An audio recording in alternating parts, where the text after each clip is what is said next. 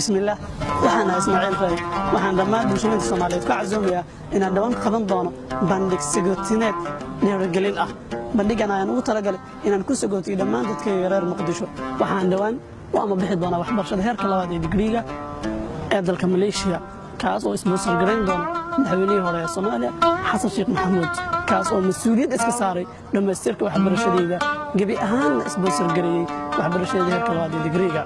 qof walba waxa uu leeyahay challenges ama obstacles asiga u gaar ah laakiin qofkii marna iska ila tiraay ka guul gaara ayaa gaari kara hadafyo iyo guulo aad u waaweyn waxaan rajo ku beerayaa nafsadaada waxaan kugu casuumayaa inaad igala soo qayb gasho bandhig sagootineedkayga dhiirigelinta ah waxaan sidoo kale aad ugu mahadcelinayaa golaha horumarinta aadanaha sahan ee soo agaasimay barnaamijkan sagootineedka aadka u quruxda badan barnaamijkan ayaa dhici doona maalmo axad ah taariikhdu ku beegan tahay 19 bisha Agoosto 2018 kana dhici doona hoolka Armaan ee magaalada Muqdisho aad baad u mahadsantiin waxaan dhowrayaa ka soo qaybgalka barnaamijkayga sagootinta ah assalaamu calaykum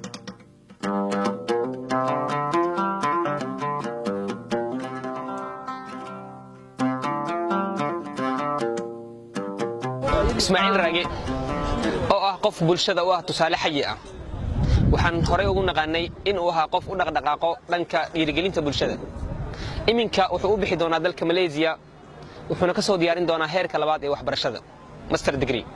wuxuu inoo qaban doonaa maalinta axadda ah 19 bisha 8 2018 bandhig dhiirigelineed sagootin ah uu ooga hadli doono sheekooyin badan ee ku saabsan noloshiisa taariikh badan oo aad u xanuun badnaa oo soo maray Ismaaciil sidoo kale Ismaaciil wuxuu halka inoo soo bandhigi doonaa dhiirigelin noo suuragelin doonta insha Allah nafteenu in aan sahay culus ka qaadan doono goobtaas ballanteenu waa bandhig dhiirigelineedka sagootinta ah oo inoo qaban doono Ismaaciil Raage bandhigan wuxuu inooga dhici doonaa Armaan Hoolis oo ku yaala Banaadir saacaduna xilliga ay ku beegan tahay 9 subaxnimo ballanteenu waa bandhig dhiirigelineedka sagootinta ah inaad nagala soo qayb gashaan waa noo farxad inaad nagala soo qayb gasho waan ku faraxsanahay inaan ka soo qayb galo waana ii farxad waan ku faraxsanahay inaan ka soo qayb galo bandhig dhiirigelineedka sagootinta Ismaaciil Raage